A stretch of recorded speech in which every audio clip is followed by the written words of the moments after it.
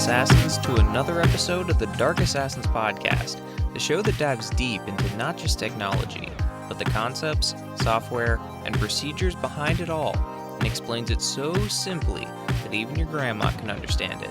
As always, I'm your host, the Dark Assassin. Welcome, my fellow assassins, to this episode right after WWDC, where, as promised from last week's episode, we are going to be diving into all of the updates that Apple announced at their Worldwide Developers Conference. And boy, oh boy, we got a lot of stuff to dive into, so we will be back to our regularly scheduled programming with trivia, cybersecurity tip, nerdy things, and all that good stuff next week.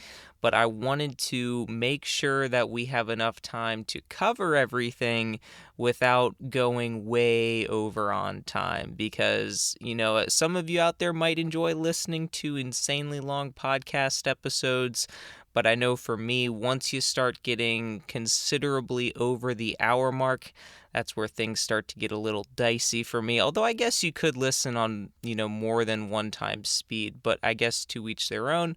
But we are going to just dive right in. So first off, can we just admire for a second how absolutely incredible that WWDC intro was? Now, if you did not have the privilege to watch the keynote live or watch the recording, I highly encourage you to, at the very least, watch the intro to it, because no explanation from me will be able to do justice to how absolutely insane and incredible it was, because this intro started out with it looked like it was a spy movie, basically. So you have this like cargo looking, military like almost plane, although not quite, but it is kind of, one of the styled off, I think it's the C-117, could be totally wrong on that, but it's like that military cargo plane that you'll see, and then like in like military movies you'll see like special operations troops jumping out of it. It basically kind of sort of resembled that. Anyway, so they're flying, and then Craig Federighi, aka Air Force One, is rallying the troops, making sure everybody's ready to go for WWDC. And then he makes a nod asking Phil Schiller, who happened to be piloting the plane, if he was good to go. And Phil was like, I'm getting too old for this. And then on an old school iPod with like the click wheel and everything, a white one, he starts playing Kickstart My Heart by Motley Crue. Absolutely incredible. And then, all the various Apple employees are in, like, they're putting on their jumpsuits to hop out of the plane and, like, skydive into Apple Park and WWDC. And then right as they all jump out, Craig Federighi, I kid you not, puts his helmet on, and his helmet is in the shape of his hair. So while everyone else just has, a standard helmet on, he has a helmet shaped like his hair. I mean, I don't know how it can get any more awesome and cool than that. I don't know what we did to deserve Craig Federighi, but we better be counting our blessings, because that is just incredible. He keeps topping himself every year, it seems. So yeah, it almost kind of looked like it was some kind of special operations type scene. Hence the first part of the title of this week's episode. So if you haven't seen that intro to WWDC, highly recommend, after you're done listening to this episode, go and watch that, because it is, like I said, amazing. So anyway, let's actually get into the things that they announced at WWDC. So we're just going to go through first the operating systems here. So starting off with iOS 18, you now have the ability to rearrange apps so you can place the icons and widgets anywhere you want around the home screen. And if you're an Android user and you're listening, yes, I know you've had that since basically the beginning of Android, but iOS is now getting it now, so that's cool. Another feature coming to in regards to the apps is there's now like dark mode updates and setting custom colors for the icon. So you're able to like change the colors to either more of a darker theme or a monochromatic theme if you want to do that. So pretty cool updates there. Apparently, there have already been some people that have downloaded the developer beta that have apparently made some pretty horrendously looking icon colors, that some would say, but now it's something that you can definitely do. Speaking of additions, though, they made some also made some updates to the control center. So now, instead of, when you slide down from the control center, you just see a bunch of controls there. So now they have it's kind of what they're calling pages for or sorts. They're basically kind of grouping the controls to better kind of align what the controls do. So things for like home, music, etc., things like that. And you can also get any group with I cannot talk. You can basically get to any one of these groups with like a continuous slide. So like the groups are kind of listed on the right-hand side of the screen, and then when you slide down from the control center from the top right, you can basically just keep sliding down to cycle through each one of the groups if you want to. The other thing with the groups is they released a control center API for developers, so developers will be able to implement their own controls that will be available for control center that you could essentially add your own group through this control center API, so definitely pretty cool. And this is one thing. This next thing we're going to talk about is something that some people have been wanting for a while now. So when you turn on your phone and you're on the lock screen, right, you know how on the left-hand side you have the flashlight and on the right-hand side you have the camera? Well, now you're actually going to be able to customize those controls to be different controls, so you don't have to necessarily have it be the flashlight and the camera. You could change it to something else. And moving on to privacy, so you now have the ability to lock an app. So essentially this will make you have to authenticate yourself in order to be able to use the app. So the kind of the use case that they talked about here is if you gave your phone to someone so they could look at something, or maybe you gave your kid your phone so they could play video games or something while you're waiting in the waiting room or something like that. You could essentially lock apps so some other user that's using your phone can't get into private or sensitive apps. And you can also hide these apps to prevent others from even seeing that you have the app installed as well, which is something that is pretty cool. And you can also allow what apps, what contacts your apps can see. So currently, in the settings app, you can basically set what photos you want certain apps to see, but I believe as of right now, it's just you either let the app see your contacts or you don't. So now they're bringing a new feature similar to photos where you can basically select what contacts you want apps to be able to see if you don't want certain apps to be able to see all of your contacts.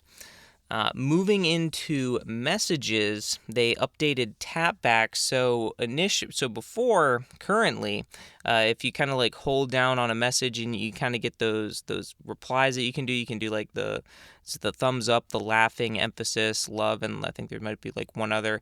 But now you can use any emoji or sticker that you want, which is pretty cool. So it kind of gives you more customization on what you want to do there. You can also schedule messages to send later. So if you happen to get a text message from someone and you kind of forget to respond, but at this point it's like midnight or 1 in the morning, and you want to respond because now you're free, but you don't want to be that guy that's responding in the middle of the night, but you also don't want to forget to do it in the morning. You can schedule messages to go out in the morning. Totally not speaking from personal experience on that one. Another thing you can do is you can now add bold, underline, strike through, or italics to your messages when you send them in the Messages app. So that's pretty cool also. There's also a new text effects feature.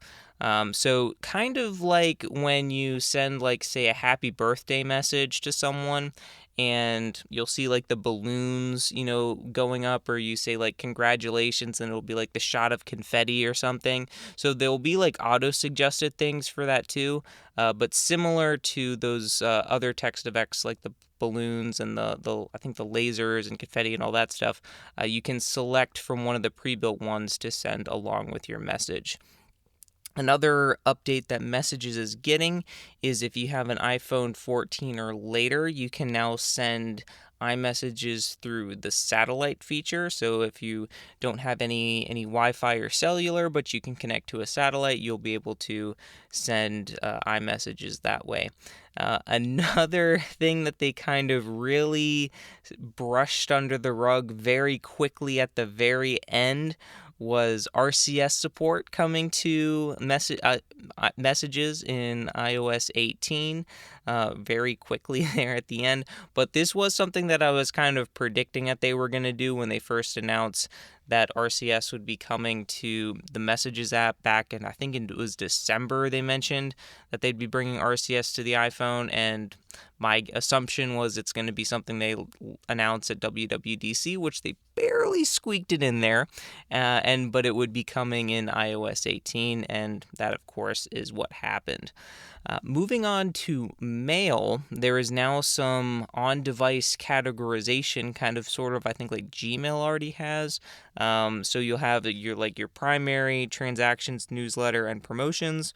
So your primary category is stuff for like people or time-sensitive stuff. Transactions, like if you make like an Amazon or an eBay purchase or something like that, filtered in there. Newsletters, if you're subscribed to any kind of newsletters, and then promotions. And it can recognize messages. And if you can recategorize messages. So if, for instance, a message goes into, say, I don't know, promotions, but it really should be in primary, you can move it. Or if it's in primary, but it should be a newsletter, you can recategorize it and move it in case it gets categorized in the wrong section. Next up is maps. So they added new topographic maps with support for all the national parks, and you can also download them and use them offline too.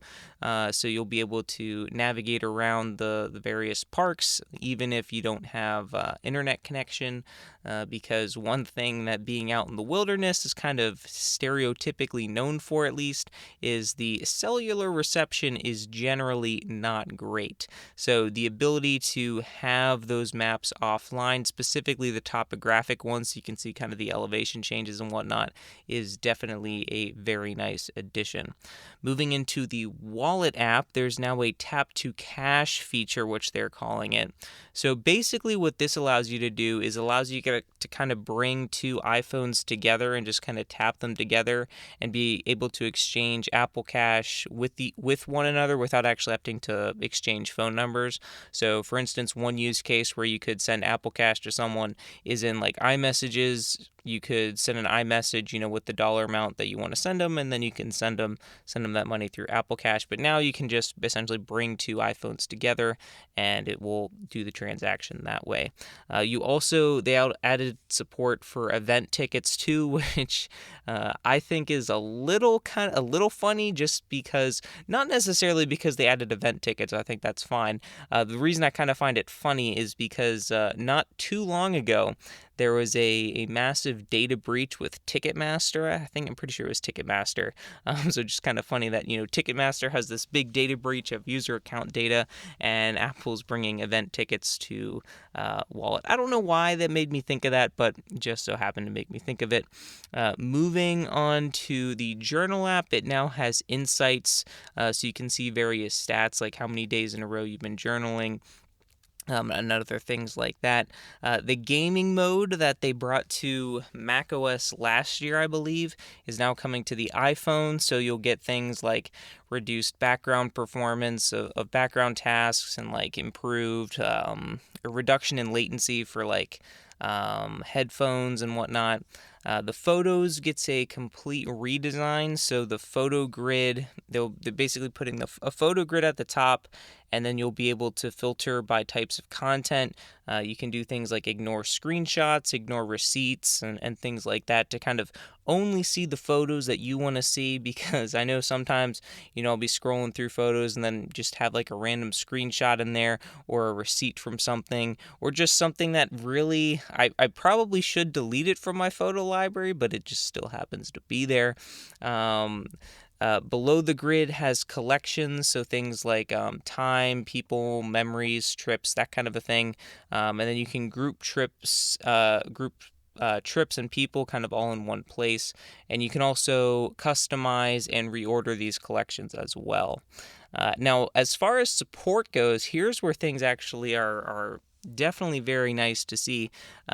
Basically, anything that can run iOS 17 can run iOS 18, so they didn't kill off anything.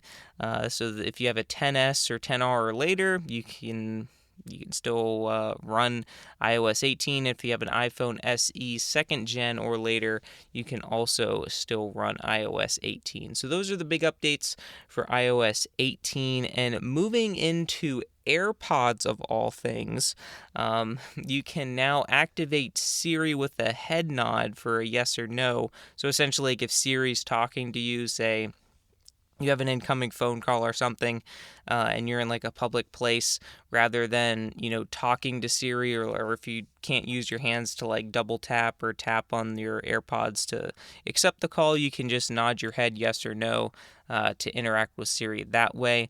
But one thing I guess I should note with that's an AirPods Pro 2nd gen feature only. And also another AirPods Pro 2nd gen feature is they're adding a improved voice isolation for the microphone. So if you're on like a phone call, for instance, or a FaceTime audio call, and there's kind of background noise around you, the 2nd gen AirPods Pro will essentially try to isolate your voice and try to remove some of that background noise. And there's also the aforementioned game mode on the iPhone. Apple is also bringing a new API for game developers to essentially add personalized spatial audio to their games. So that's another pretty cool feature, I guess, coming to the AirPods Pro, assuming you have the 2nd gen ones. Moving into iPad OS 18. Now, here was what some people were thinking was kind of a ride or die kind of moment. They just released the new iPad Pros not too long ago with the M4 chip, and people were thinking, okay, we really need a big update to iPad OS to really make this worth it. Whether that is a big enough update or not, I'll let you be the judge. But when it comes to features, basically everything that we already talked about with iOS is also coming to iPad OS. There's new APIs to allow developers to dynamically move the menu bars, so you can basically make a top skinny menu bar, or you can make kind of the bigger, kind of more what we've come to know on iPad OS menu bar kind of on the side, where you have the menu on the side, and then you kind of your content in the middle and the main part of the screen. So there's a new API for you to be able to customize that. Here is a very useful feature for anyone that gets roped into providing tech support that you will definitely enjoy. In the SharePlay functionality, there is now the ability for you to essentially request access to remotely control the other person's iPad that you're on SharePlay with. So if, for instance, you're trying to provide tech support to someone else who's on an iPad and they can't figure something out, you can essentially do like some kind of a FaceTime call SharePlay thing, and then you can request to control their iPad and actually control their iPad to do what they need to do, rather than having to try to walk them through just with, voice alone. So that is definitely a nice feature for anyone that has to get called in for tech support. You know who you are. There's I guess two big features. One of the bigger ones, and maybe most notable, is the iPad finally gets a calculator app. Not impressed? Well, it does a couple things. It can record your history for your calculations, so you can see that, and it can do unit conversions. Okay, I'm holding out on you here. So the actual big feature for the calculator app is what they're calling Math Notes, which is essentially every kid in math class pretty much what they dreamed they could have had back when they were going through school.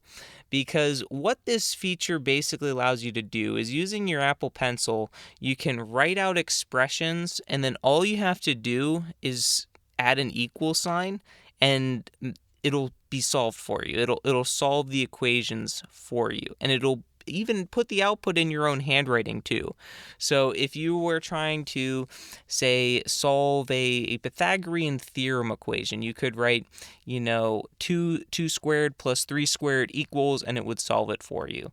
Or if you were doing some kind of, trigonometric equations, all you have to do is fill it in, write equals, and it'll solve it for you.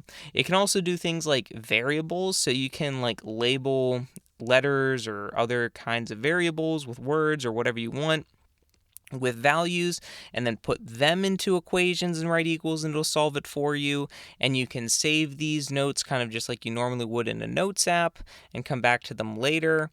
And you can, depending on the kind of equations you're doing, like if you're doing a y equals equation, for instance, you can actually get a full-on graph inserted in the Math Notes thing as well. And this, I also should mention that this is coming to the Notes app as well.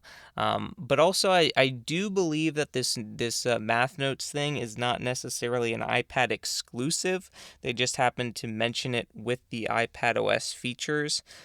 So, for instance, if you're on macOS or iPadOS, or not iPadOS, iOS, you'll be able to use this as well. But the other cool feature that's coming to iPadOS is what they're calling SmartScript. So basically what this is doing is it's using the neural engine in the iPad chips to essentially refine your handwriting to make it look a little more legible, but still in your handwriting. So for any of you out there that are like me and your handwriting is literal chicken scratch, especially when you're writing very quickly, the iPad will be able to essentially clean up your handwriting to make it look at least a little bit nicer. Now, you're not necessarily going to be getting a John Hancock type hand signature going on, but at least it'll clean it up a little bit. So hopefully, your handwriting's at least a little more legible. Now, I guess it will be interesting to see how bad of handwriting they trained whatever machine learning algorithm is going on behind the scenes, just to see how bad of chicken scratch you can write and if it'll correct correctly, I guess is what I'm trying to say.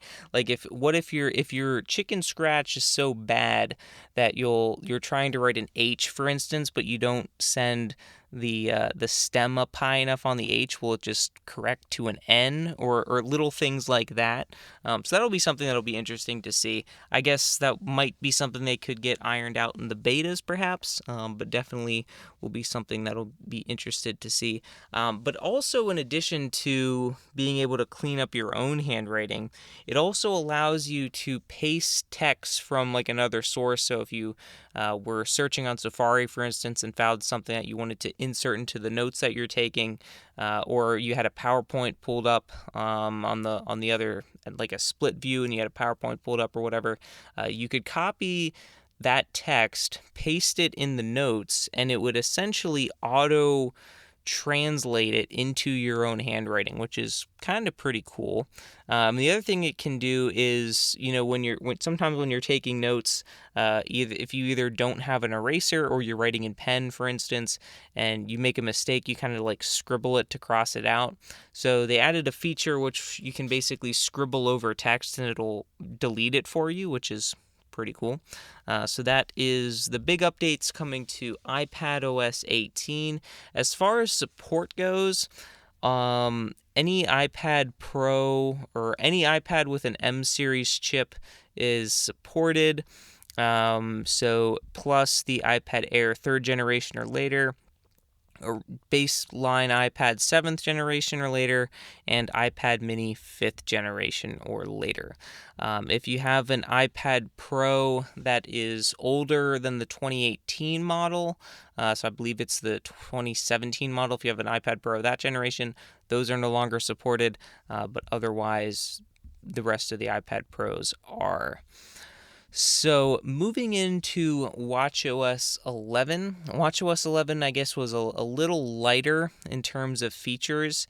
They added a new training mode, which will be able to track the intensity of your workouts based on various metrics. So, your heart rate, age, blood pressure, whatever the other metrics that it tracks. It can essentially track the intensity of your workouts, and you can essentially be able to see your intensity over time to see if you're increasing in your intensity, kind of keeping the same or decreasing.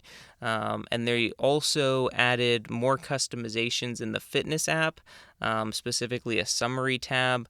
One thing that they kind of pushed, not necessarily heavily, but one thing that I thought was kind of nice was the ability to adjust your goals by the day of the week.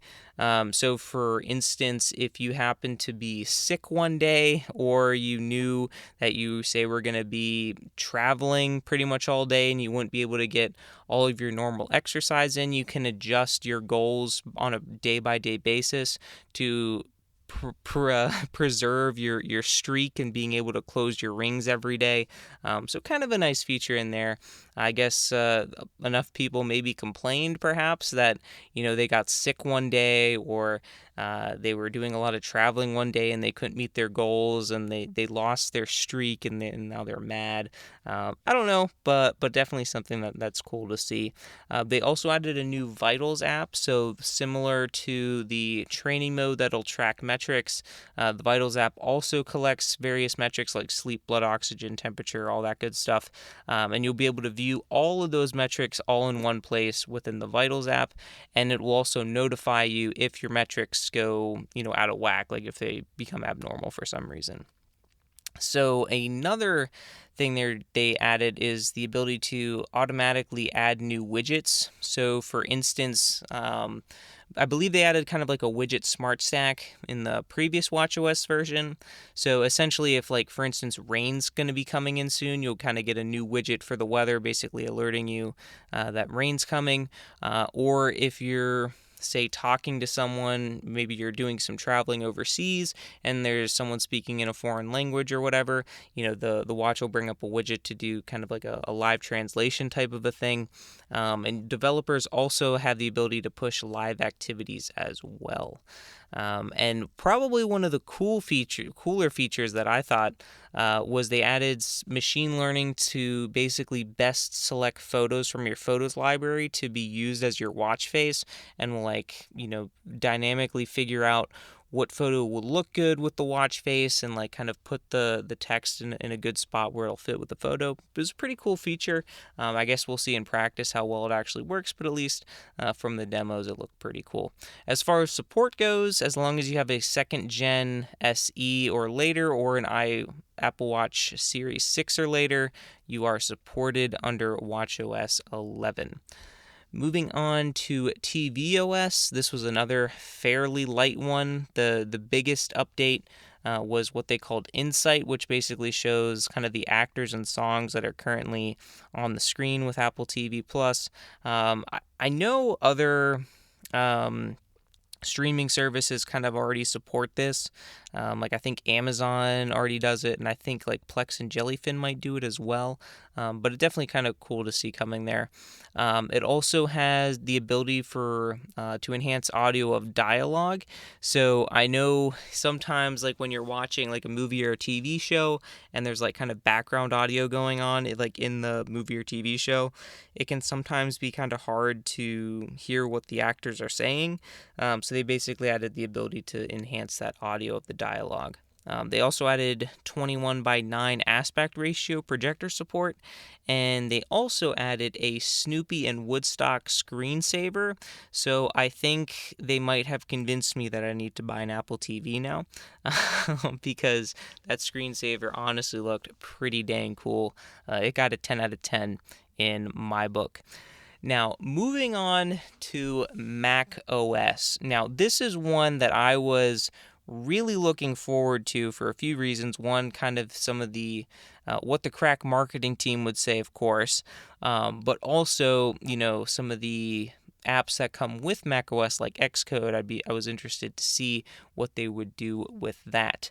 But in true legend Craig Federighi fashion, because you thought we were done with just the intro, but oh no, because he again turned it up to 11, because right before he switched to talk about macOS, he did some like crazy parkour, like down like some stairs and like all around. It was something to see. Like, so that would, I guess, be your second thing that you should watch if you didn't actually watch the keynote, is Craig Federighi doing some parkour. Now, the crack marketing team at Apple came up with the name macOS Sequoia. So that's going to be a fun one to spell. So it's also kind of similar to iPadOS, getting basically all the same features of iOS and iPadOS, like specifically when talking about like messages and stuff like that. Probably the coolest feature, if not out of the entire keynote, but definitely probably the coolest feature for macOS, at least for macOS, but potentially the other OSs as well, is what they're calling iPhone mirroring. So essentially, what you're able to do is you're able to connect your iPhone to your Mac and control your iPhone from your Mac. So everything is as the name suggests, everything is mirrored, and you're able to use your Mac trackpad and keyboard to interact with the phone. You're able to get iPhone notifications on your Mac alongside your Mac notifications, and if you happen to open up one of your iPhone notifications on your Mac, it'll open up the iPhone mirroring to open up the notification on the phone, like through the mirroring process. Audio plays through the Mac, and one of the cool things about it also is your iPhone stays locked the entire time. So it's not like in some screen mirroring solutions where once you start mirroring the device, it essentially like wakes the device up and is literally showing exactly what you're doing on its screen. But not in this case. So the iPhone will either just remain completely off or locked or in standby mode or however you have it. So that is something that is super duper cool. And another thing that's also cool is you can also drag files and items between the phone and the Mac just by dragging it to the mirrored screen. So that is something that's really, really cool. I'm not entirely sure how locked down this feature is. I'm not sure if that's going to be something that's specifically regulated only to, say, M series Macs, like some other features we'll get to. But it is something that I would be very interested in trying out. The only, I guess, question that I have, and I think some others have raised as well, is what the battery life of your iPhone, like what happens to your battery life. Like, obviously, you're not going to have the battery drain of your screen being on, but the fact that you're mirroring this display and potentially in theory doing things on the iPhone potentially could take a hit to your battery life. I guess it'll be interesting to see what it actually does to battery life, but it still is insanely cool in my opinion. Another feature that macOS got, which some would say they are very late to the party on, is you can now snap lock windows to the edges. You can essentially tile your windows to the edge of the screen in either one of the quadrants or to the side. So you know that feature that Windows has had since who knows how long? Yeah, macOS is finally getting that now. Although there were like third-party apps you could download for the Mac that gave you that functionality. But yeah, Windows users are probably laughing that it is just coming now. But it is a nice feature to have. Presenter Preview is also a new feature. So whenever you're using either FaceTime or any other video conferencing app, I guess, will essentially allow you to, it'll ask you and kind of give you a preview of your screen, so you're not, sharing your screen and there might be something up that you might not want to be up at the time you start sharing your screen. So that's pretty cool. They also have pre-built backgrounds, so you can replace your current background, kind of doing that kind of green screen-like effect. I think Zoom's had it for a while. I think Teams might have it as well. So that'll be something that you'll be able to add also. Now, this is something they brought up specifically for macOS 15, but is also coming to iPadOS and iOS, and that being a dedicated passwords app. So previously, if you wanted to access like all your passwords and everything, you had to, through Keychain, you essentially had to navigate through submenus in the Settings app, but now there is a dedicated app for your passwords that'll store all your passwords organized in one place, and it's on all the platforms like I mentioned, and also available on Windows with the iCloud app. As far as Safari goes, there is some updates there, so now they're really starting to show their AI colors a little bit here. That was one of the things we mentioned. It would be interesting to see how much AI they talk about, which who knew that AI doesn't actually mean artificial intelligence, but more on that in a little bit. So Safari now has highlights, so it'll essentially use machine learning to detect relevant information and display it. So for instance, if you're on a hotel's website trying to look for booking or whatever, it'll show you the relevant information. In this case would be things like the hotel's address, contact info. Another example of this would be like a summary of the page. So if there's like a long blog or something, you just kind of get a summary of it. They improved the reader view, so remove more distractions from the articles. So I guess RIP ads. Adds a table of contents and summary view to that as well.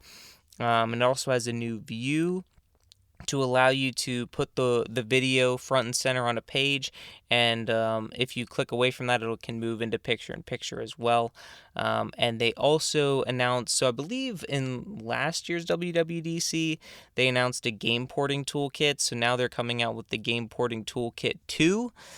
So basically improving Windows compatibility and shader tools, and also allows you to port games from macOS to iOS and iPadOS. One of the games they specifically talked about, I think, was the new Assassin's Creed that's coming out later this year, I think was the release date. But here is where we get to the interesting part, which is the support. Now, I was bracing myself for an absolute massacre when it came to support, but as far as I can tell, I believe pretty much everything that was able to run Sonoma is more or less able to run Sequoia, barring like maybe one or two devices. So if you have an iMac 2019 or later, you can run Sequoia. If you're still rocking the iMac Pro from 2017, you can run it. If you have a Mac Mini from 2018 or later, you can run it. The Mac Pro from 2019 or later, MacBook Pros from 2018 or later, and MacBook Airs from 2020 or later. So not nearly as bad of a massacre as I thought. I thought for sure like some of the, maybe like the MacBook Pros would be relegated to the 2019s.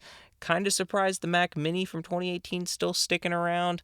But yeah, not nearly as bad of a massacre as I thought it would be. And moving into, I guess, the last of the operating systems, we have visionOS. So they announced a new developer API, what they're calling Tabletop Kit, to basically allow apps to stay put on surfaces and also have improve the ability to have multiple apps open at the same time. They made an update to the Photos app to essentially add some machine learning to create spatial photos from your existing photos. So essentially what this will do is it'll identify the subjects in the photos and kind of bring them out and kind of give a kind of a 3D effect, if you will, to those photos, like they were shot natively on the Vision Pro. And now you can also share play photos in the Photos app to share photos in the Vision Pro, so that's pretty cool. They also announced not necessarily improvements, but the ability for Canon cameras to be able to shoot spatial videos, assuming that you buy this one specific lens for them.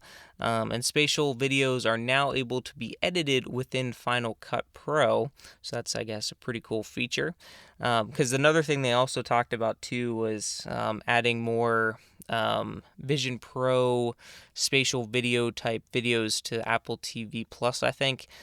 So people watching with the Vision Pro can be able to enjoy more content, and adding Final Cut to be able to edit those spatial videos is probably part of that as well. They also added new gestures to the Vision Pro and Vision OS, so now you can use your hand to access the home view, to see date and time and control the volume and even check battery level. And you can also open up the control center as well to get quick access to frequently used features such as notifications, Mac Virtual Desktop, and that kind of a thing. One thing that I don't think they touched on in the actual keynote itself, but they had kind of at the end cards and on the website afterwards, is get updates to the guest user mode. So it basically allows your friends and family to try on your Vision Pro to not have to redo all of the eye tracking and hand data that I guess they have to do when they set up their kind of guest account or whatever. I've never used the Vision Pro. I've never been in the guest feature, so I'm not entirely sure of what that entails. But essentially what it allows you to do is save your most recent guest's eyes and hand data, so they can essentially skip that entire setup process next time they want to try on your Vision Pro to essentially get them back in it quicker. Probably one of the coolest features and most welcome is the higher display resolution and sizes for extending your macOS display. So that is definitely a very welcome change for those that have the Vision Pro and use it to extend their macOS display. And they also gave you the ability to finally rearrange the apps on the home screen, which, yes, you weren't able to do that before. And they also added train support to travel mode as well. And as far as the releases go, the developer betas are available now, public betas are available next month, and then the final release, of course, is in the fall. Now, that was only the first half of the keynote. They continued on to the latter half, which this is where all the speculation came in. So we were all speculating beforehand how much AI is going to be included in this keynote, and this is where it comes in. So in case you didn't know, AI apparently doesn't stand for artificial intelligence anymore. According to Apple, AI stands for Apple Intelligence, which is what they're essentially calling all of their new AI features that they released. They're calling it Apple Intelligence. So they're basically branding this as beyond artificial intelligence and more into personal intelligence, because in order for artificial intelligence to be useful, it needs to be intelligent about you and kind of know you to give you good recommendations for things, which definitely makes sense.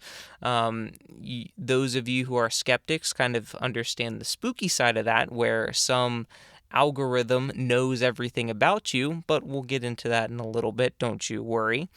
But that is definitely one of the, I guess, hindrances of the various large language models that are available on the web today, for instance, like ChatGPT and Gemini. They don't know anything about you. And when I say that, they don't, know your personal life, your what you like to do for fun, your family, your communications with people, your writing style, things like that, which some of you are probably thinking good, which I agree. But one of the problems with that, though, is it can't give you as relevant of recommendations as it potentially could because it doesn't have all that data about you. So anyway, kind of getting into Apple Intelligence here, they talked about capabilities, so things like understanding language, images, and being able to take actions. As far as language goes, being able to prioritize notifications that are important, proofread texts and ideas. Images, it can create custom images and what they're kind of calling like a sketch, illustration, and animation styles. And then as far as being able to personalize it, they are able to pull data from your apps and what you're currently looking at on your screen to give context to your request and your query. So one of the examples they gave is like if you're in a text message thread with one of your friends and they send you their address, you can basically talk to Siri and be like, hey Siri, update their personal contact card, and then Siri will be able to detect the address and who you're having the conversation with and update their address accordingly. So those kind of personal, I guess, interactions that you couldn't necessarily had before with just a generic dumb AI, I guess you could say. Now here is, I guess, where we get into the juicy details, the nuts and bolts of how this thing actually works, which you're probably all very interested to see, and I tried to dive into this as much as I could. So, just starting off with the privacy aspect. So, according to Apple, the vast majority of all of this processing for Apple Intelligence is done on device. Essentially meaning that none of this data is collected and sent it to the cloud, and all of it's happening locally and making use of the neural engine on Apple Silicon. So all the various large language models and diffusion models are all being done on device, and the device essentially has what they're calling a semantic index to essentially be able to identify relevant personal data to feed into whatever model it's planning on using, to essentially add whatever requisite data is needed in order to be best able to assist you. So for instance, if you are like asking, hey, when's my dinner plans with my friend later? It would be able to like search through your texts and your calendar and maybe even your email as well to try to identify what the event that was scheduled, when it is, and that kind of a thing. And then you could ask follow-up questions like, when should I leave to make sure I get there on time? And it could, pull from that similar relevant data and analyze traffic patterns and identify, potentially when you should leave. So kind of things like that, basically pulling in, requisite data from the device, all happening on device in order to give you that data and to be able to better assist you.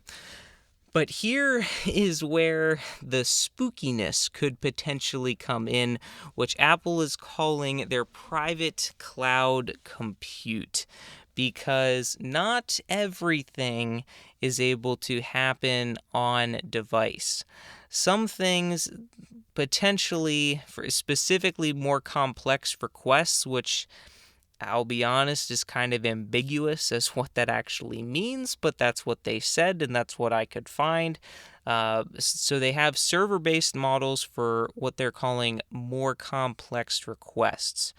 Now, the servers in question also use Apple Silicon, so I guess depending on what chip you're running, and I don't know if they would have a more powerful one in their data center somewhere, but essentially the servers that are running the private cloud compute are running Apple Silicon. And according to Apple, quote, these models run on servers powered by Apple Silicon, providing a foundation that allows Apple to ensure that data is never retained or exposed.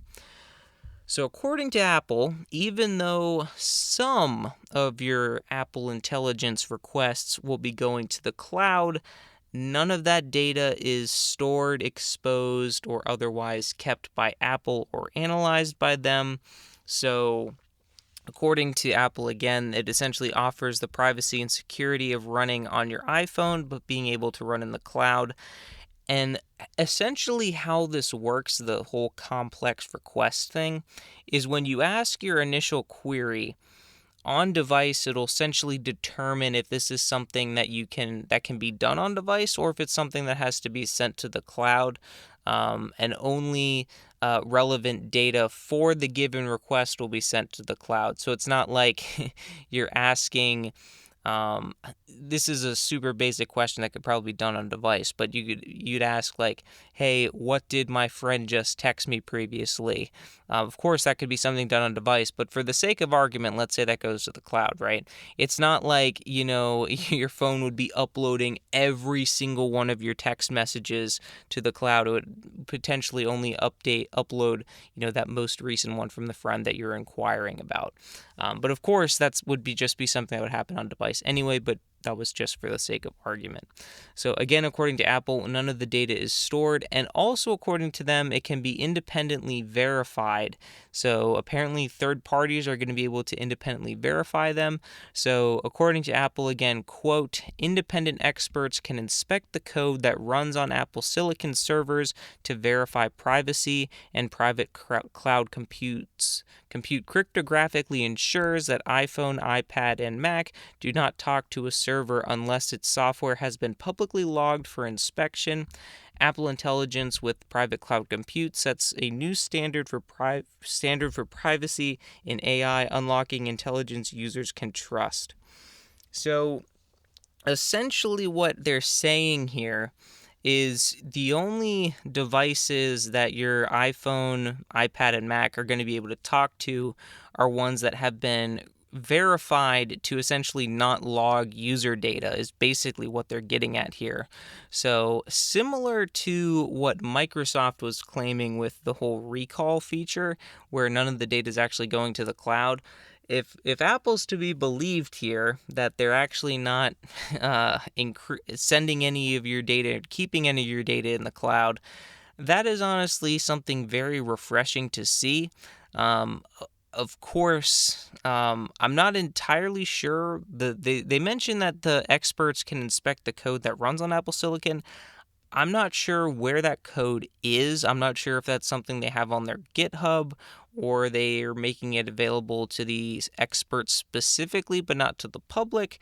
Not entirely sure how that works, but the fact that they're kind of coming out with the gusto to essentially say that experts can, will, and are going to be able to inspect the code to ensure that these servers, aren't keeping logs of your user data and, aren't storing anything, and ensuring privacy essentially is something that's definitely nice to see.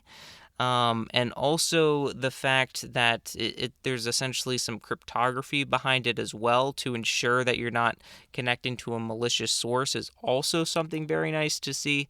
But this is like, I know I'm spending a lot of time on this specifically, but I'm doing that for a couple reasons. One, Apple spent a good chunk of time on it, really hammering home the fact that anything going to the cloud isn't actually retained or anything like that. But also, two, I think it's something that needs to be addressed because, one, we like to talk about privacy and security on this podcast, and two, most of the AI companies that are kind of getting involved with this, in my opinion, do a horrible job about it because pretty much everything you send to them, they are collecting that data on you and building profiles to either help train their models or potentially get data on you to sell to advertisers, whatever the case may be. So the fact that Apple is taking what at least appears to be a privacy-first approach, I think is something that is admirable, and I think that other companies should take notes on and implement as well. So, with that kind of out of the way, let's move into some of the other features of Apple Intelligence. So, update to Siri, some would argue finally.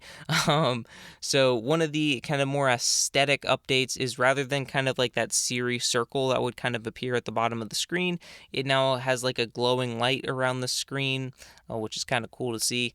It has improved language processing and improved context as well, so you can now actually ask follow-up questions without specifically referencing what you asked before, which is nice to see. Other assistants have had that for a while, but it's nice to see it's finally coming to Siri. You can also type to Siri now, so you can double tap at the bottom of the screen to bring up a text prompt, so you can essentially text Siri, if you will. So if you're kind of out in public and you want to ask Siri something, but you don't want to talk to your phone, you can do that. So that's something that's nice to see. And Siri can also now understand what feature you're talking about by you just describing it. So you don't have to, specifically know the name of the feature you're asking about. You can just kind of give a general overview of the feature that you're wanting to ask about, and Siri will have the ability to understand you. As I mentioned kind of previously, Siri now has on-screen awareness of what you're doing on your screen. So kind of as I mentioned, if your friend sends you their address, you can say, add this to their contact card, and Siri will do that for you. And also Siri can take actions in other apps and across apps based on commands, which is kind of adding that versatility, and based on, that understanding of you, it can, do things based on other apps and commands. And this is what Apple's calling App Intents, and they're adding an API specifically for developers to be able to define actions to tap into this app, to the Apple Intelligence, in order to do things in their app. So users can basically tell Siri to do things, and then Siri, using that App Intents API that the developers implement, they can then do things. Siri can then do things within their app. Another thing with Siri is you can ask it to find something, but if you don't remember where you saved it, it can essentially pull it up for you. So if you don't remember if you saved it in your Notes app, or you saved it as a screenshot in Photos, or if it was in Mail, you can essentially just ask Siri, and then it'll be able to figure it out for you. And these updates are coming to not only the iPhone, but also the iPad and the Mac as well. Asterisks on that one, which we'll get to at the end. One of the cooler features that I think is awesome, probably because my writing skills are absolute garbage, is it now has the ability to rewrite correct grammar, give inline recommendations, and essentially kind of doing what Quillbot, Grammarly, or any of those other kind of assisted grammar tools kind of do for you to basically improve your writing. And it also can summarize text for you as well. Coming to Mail, kind of as we talked about with the categories, there's going to be Apple Intelligence in Mail to add suggestions for responses to mail. I think something Gmail's had for a while. Emails can now show summaries, so specifically on the first couple lines. So if at least how I have it configured, I think you can configure it in different ways. When you get a new email, it'll kind of give you, like, say, the first 2 lines of the email. So rather than doing that, it can kind of give you a super quick summary rather than the first couple lines. And it can also show a summary of the email at the top of the email. So if you open up an email, it's really, really long, it can show you a summary at the top. And it'll also prioritize emails for you as well. Getting into notifications. So if you're someone that doesn't check their phone for a while and then comes back to a ton of notifications, Apple Intelligence will essentially be able to, long text chains, for instance, you'll essentially just be able to get a summary of what's been going on from group chats and whatnot. They added a new, what they're calling Genmoji feature, which will allow you to provide a description and essentially a custom prompt to create custom emojis. So that will be, I think, something that people will play around with for a little while and then probably forget about. But definitely kind of cool to see. They also have the ability that you can create Genmojis based on people. So I guess if you have like a picture of like someone's contact or whatever as their contact card, you could create a Genmoji based on their face, I guess. And that kind of moves into the image playground, which is essentially being able to use like DALL-E 2 or Stable Diffusion or something like that, except more restricted on your iPhone. So essentially you can choose a theme, like we talked about, what style you want, so animation, illustration, or sketch, concepts, and it'll basically create image previews based on those categories that you gave it. The cool thing, though, I guess, is all these images are generated on device, so it's not like you're sending this data to the cloud, which is cool. And it's basically, you're able to integrate this across pretty much all the apps. So in Messages and other apps like Keynote, Pages, and Freeform, there's also a dedicated app as well for it. And you can also use Context to generate recommendations as far as generating these. And there's also an Image Playground API, so developers can now tap into this as well to incorporate these Image Playground features into their own apps. Something that I think Google's had for a while is the ability to like remove unwanted objects from photos. So now you can, if you took like a beautiful family photo, but there's like some photo bomber in the background, you can essentially kind of circle around them and remove them from the background. So RIP photo bombers, I guess that's going to become a thing of the past now. You can also search photos and videos in your photo library just by typing, which is really cool. So if you have a ton of photos, you can easily kind of find them that way. And you can type descriptions to create short memory movies. So I think this is something that they've kind of had for a little bit now, where like where Apple would, the Photos app would kind of give you like recommendations for like movies or whatever based on like photos, but now you can kind of create your own by kind of typing the description of kind of what you want, which is kind of cool. Again, they mentioned all this is done on device. Like I said, they really hammered that point home about the security and privacy of this Apple Intelligence stuff. They also had the ability to be able to transcribe audio from voice memos and phone calls. But one thing to note, if you're doing it through a phone call, the other person will be notified that you're using it, basically, so you know that you're being essentially recorded. Now, here is where things might get a little controversial. So, Siri can now tap into ChatGPT, and to Apple's credit, though, it's not like this is just happening in the background without you knowing it. Anytime Siri wants to reach out to ChatGPT, it will ask you before it reaches out, basically confirming that, hey, I think ChatGPT would be the best one to get you an answer for this. Are you okay with me doing that? And essentially you have to confirm every single time. And you're essentially confirming that you're okay with sharing if you're asking about a photo questions, basically whatever is relevant for ChatGPT. Now, the thing that's kind of interesting is this isn't a paid feature, but it's using, I think, GPT-4o, which is paid. So I'm not sure if Apple's just flipping the bill on that or what's going on. But if you're like me, when you first heard this and you're thinking, okay, this is a privacy nightmare because ChatGPT isn't exactly the best when it comes to user privacy, according to Apple, they said, quote, privacy protections are built in for users who access ChatGPT. Their IP addresses are obscured, and OpenAI won't store requests. ChatGPT's data use policies apply for users who choose to connect their account. So basically what Apple is saying here is OpenAI won't store your requests or your IP address to basically, they'll be unable to make any kind of profile on you. But if you do have a ChatGPT account and you, I guess, connect your account, then those data use policies could essentially still apply in that case. But if you don't have a ChatGPT account or you don't link it, that won't happen, and OpenAI won't store any of your data, or at least be able to pin it to you per se. Not entirely sure how they're making that happen, but if that's to be believed and true, that is definitely nice to see. The IP address part being obscured, that's not super surprising because I know Apple has their own like private relay thing that they announced a couple years ago, which essentially routes your traffic to kind of hide your IP address. So I would assume they're probably using something like that for that portion.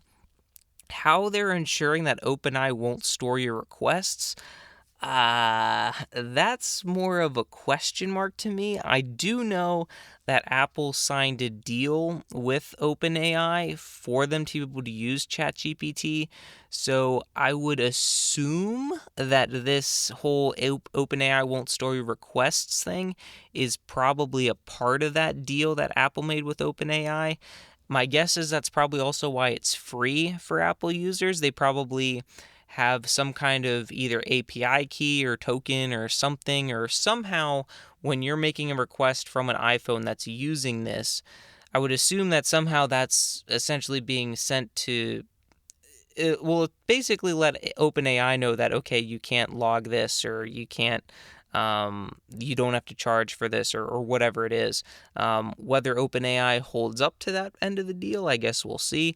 I guess we'll see if any of this is to be believed, but that's basically my best guess as to how Apple's able to ensure this is as part of their deal with OpenAI that they made. The fact that OpenAI won't be able to store any requests was probably part of that. Potentially IP addresses as well, but also, like I said, I'm assuming Apple's probably using their private relay feature kind of on the back end to be able to obscure your IP address. At least that's my assumption. And they also mentioned that more AI tools are coming soon, so my assumption is Gemini would be another one of those potentially coming soon. And the standard editable text view on so when you're developing iOS apps, the standard editable text view that comes when you're creating a text view will already come with included support for all the various AI writing features, so you don't have to make any changes from the developer side, which is something that's pretty cool. Now, I kind of teased this in the beginning, and it was something I brought up last week when speculating about potential new features. And Xcode is now is essentially kind of getting a Copilot style feature coming to Xcode to basically assist with coding questions and doing on-device code completion. But here's where that big asterisk that I mentioned comes into play, because support for this Apple Intelligence stuff is sparse, to say the least, especially on iPhone. So on the Mac side of things, as long as you have an Apple Silicon Mac, you're fine, which, to be honest, I would have been surprised if anything besides an M series Mac was able to get these Apple Intelligence features. But also the M series iPads are also the only iPads that support these Apple Intelligence features. So if you have an iPad that isn't running an M series chip, so if you're not running one of the latest MacBook Airs, or not MacBook Airs, iPad Airs, or iPad Pros with an M series chip, if you're not running one of those, then you won't be able to get these Apple Intelligence features. But the real big oof or maybe real big benefit, depending on who you are, is the iPhone support, because only the iPhone 15 Pro or later gets it. So if you have an iPhone 15, tough. If you have an iPhone 14 Pro, tough. The only way that you're going to get these Apple Intelligence features currently is if you have an iPhone 15 Pro or later. I would assume when the iPhone 16 comes out later this fall, I would assume that the base iPhone 16 would have support for it. If it doesn't, I think that would kind of be a big slap in the face, to be honest. But I would assume that would have support, and then of course the 16 Pro should have support as well. But yeah, so essentially if you're not running the latest and greatest iPhone, you're not getting these Apple Intelligence features. I don't know if that was specifically a marketing ploy by Apple to force you to upgrade. Honestly, my best guess and kind of some of the speculation I've been seeing is it's kind of a RAM issue partially, since I believe the A17 Pro that's in the iPhone 15 Pro comes with 8 gigs, and I believe the A16 that's in the iPhone 15 and the iPhone 14s only has 6 gigs of RAM, so I think part of it's a RAM issue. And then potentially there could also be a neural engine limitation on some of the older A-series chips, perhaps. Not entirely sure about that one.